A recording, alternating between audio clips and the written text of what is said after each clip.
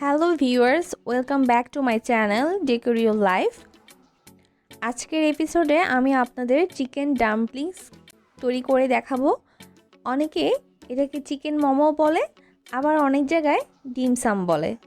যে নামেই ডাকা হোক না কেন, এটা অনেক স্বাস্থ্যকর এবং অনেক টেস্টি। আপনি এটাকে চাইলে ডিপ ফ্রাই করতে পারেন, শ্যালো ফ্রাই করতে পারেন, আবার স্টিমও করে নিতে পারেন। তবে আজকে আমি স্টিম করে দেখাবো। তো চলুন তাহলে শুরু করছি আমার আজকের রেসিপি। একটা মিক্সিং বলে আমি 2 কাপ ময়দা নিয়েছি, আর দিচ্ছি স্বাদ মতো লবণ আর 2 টেবিল চামচের মতো সয়াবিন তেল। এবার একটা স্প্যাচুলার দিয়ে খুব ভালো মতো মিশিয়ে নিচ্ছি। এখন পানি দিয়ে আমি একটা কাই তৈরি করে নিব।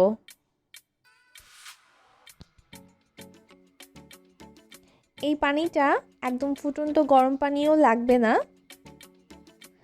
আবার একেবারে হালকা গরম পানি হলেও চলবে না। একটু মাঝারিতে গরম থাকতে হবে পানিটা। এই তো আমি একটা স্প্যাচুলার দিয়ে পানির সাথে ময়দাটাকে খুব ভালো মতো মিশিয়ে নিচ্ছি। এই তো এখন আমি এই পর্যায়ে হাত দিয়ে খুব ভালো মতো মথে নিচ্ছি। এই ডোটা কিন্তু খুব বেশি নরম বা খুব বেশি শক্ত হওয়া যাবে না, আপনারা দেখে হয়তো বুঝতে পারছেন। এবার কমপক্ষে 8 থেকে 10 মিনিট আমি এই ডোটাকে খুব ভালো মতো মথে নিচ্ছি।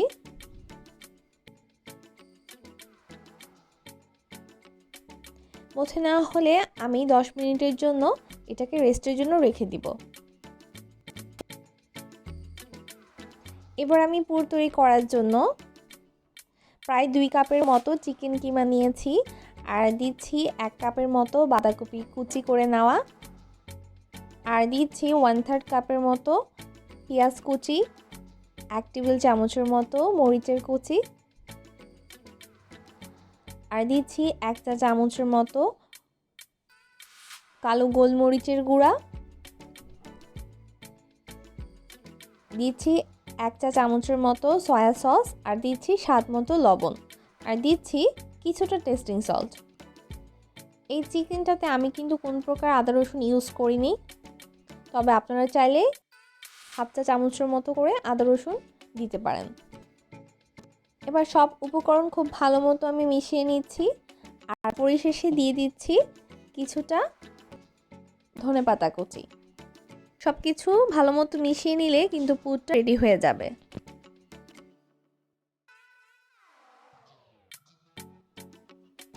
এবার আমি এই ডোটাকে 2টা ভাগ করে নিয়ে সেখান থেকে একটা ভাগ নিয়ে সামান্য একটু ময়দা ছিটিয়ে একটা পাতলা বড় রুটির মতো বানিয়ে নিব।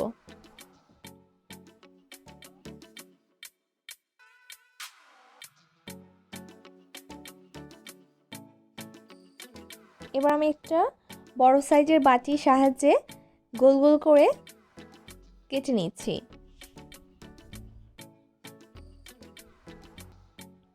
আমার কাছে মনে হয় বড় একটা রুটি বেলে এভাবে কেটে নিলে সময় প্লাস কষ্ট দুইটাই কমে আসে। তবে আপনারা চাইলে ছোট ছোট লেচি কেটে ছোট ছোট রুটি বানিয়েও কিন্তু এই মোমোটা বানিয়ে নিতে পারবেন। আমি সাইডের অংশগুলো তুলে নিচ্ছি, এগুলো দিয়ে রুটি বেলে আবার মোমোর মতো করে কেটে নিব। এই তো গোল গোল করে মোমোর শীট কিন্তু একদম রেডি। এখন চলে যাচ্ছি মোমো তৈরি করতে। আমি একটা মোমোর শীট নিয়ে নিচ্ছি এবং একটা চামচের সাহায্যে কিছুটা পুর দিয়ে দিচ্ছি। আমি ঠিক মাঝখান বরাবর পুরটাকে রাখছি, আর পুরটা কিন্তু খুব বেশি নেওয়া যাবে না, এতে করে মোমোটা যখন আমরা স্টিম করব তখন মোমোটা ফেটে যেতে পারে। এই তো মাঝখান থেকে কিছুটা পুর দিয়ে দিচ্ছি। এবার সাইডে কিছুটা পানি লাগিয়ে চাঁদের মতো করে নিচ্ছি। চাঁদের 2 কোণা 1 করে দিচ্ছি। এই তো তৈরি হয়ে গেল।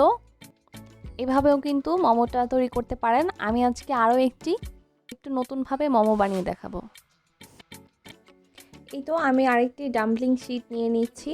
এবার মাঝখানে কিছুটা পুর দিয়ে এক পাশ দিয়ে উঁচু করে একটু কুচি করে চারপাশটা আমি কুচির মতো করে একটা পুটলির মতো বানিয়ে নিচ্ছি। ভিডিওটি দেখেও হয়তো আপনারা বুঝতে পারছেন। আমি একটা পুটলির মতো শেপ করে নিয়ে নিচ্ছি। এই তো হয়ে গেল।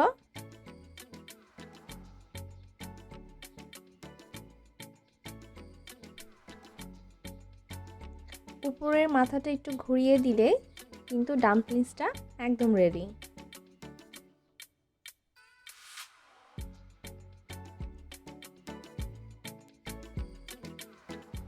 আমি একটা স্টিমার নিয়ে এর উপরে কিছুটা তেল ব্রাশ করে নিচ্ছি। তেলটা ব্রাশ করছি যেন মোমোগুলো লেগে না যায়। এবার আমি মোমোগুলোকে সাজিয়ে নিচ্ছি। আর একটি হাঁড়িতে আমি কিছুটা পানি গরম করে নিয়েছি আর বসিয়ে দিচ্ছি একটা স্ট্যান্ড। আর আমার স্টিমারটা আমি স্ট্যান্ডের ওপর রেখে দিচ্ছি আর ঢেকে দিচ্ছি। স্টিম করে নিচ্ছি 20 মিনিটের মতো। এই তো, আর এই পর্যায়ে চুলার আঁচটা মিডিয়ামের থেকে একটু লো থাকবে। আর মোমোটা সার্ভ করার জন্য আমি একটি সস বানিয়ে নিচ্ছি। এই জন্য আমি 3 টেবিল চামচ সয়া সস নিয়েছি আর এখানে দিয়ে দিচ্ছি হাফ চা চামচের মতো চিনি, কিছুটা কাঁচামরিচ আর ধনেপাতা দিয়ে ভালো মতো মিশিয়ে নিচ্ছি। এই তো তৈরি হয়ে গেল আমার মোমোর সাথে খাওয়া সসটি। এই তো প্রায় 25 মিনিট পর আমি ঢাকনাটা তুলে নিচ্ছি। দেখতেই পাচ্ছেন আমার মোমোগুলো কিন্তু বেশ ফুলে গিয়েছে আর কালারটাও কিন্তু চেঞ্জ হয়ে গিয়েছে। এই তো এর ভিতর কিন্তু আমার মোমোটা পারফেক্টলি সেদ্ধ হয়ে গিয়েছে। এই তো তৈরি হয়ে গেল হেলদি স্টিম মোমো। আপনারা চাইলে এটাকে শ্যালো ফ্রাই করতে পারেন, আবার ডিপ ফ্রাই করতে পারেন। তবে আমার কাছে মনে হয় এটা একদম স্বাস্থ্যসম্মত স্টিম করে খাওয়া। আশা রাখছি আপনাদের কাছে আমার আজকের রেসিপিটি ভালো লেগেছে। ভালো লাগলে প্লিজ আমার চ্যানেলটি সাবস্ক্রাইব করবেন। আজ এখানেই বিদায় নিচ্ছি। সবাই খুব ভালো থাকবেন। আল্লাহ হাফেজ।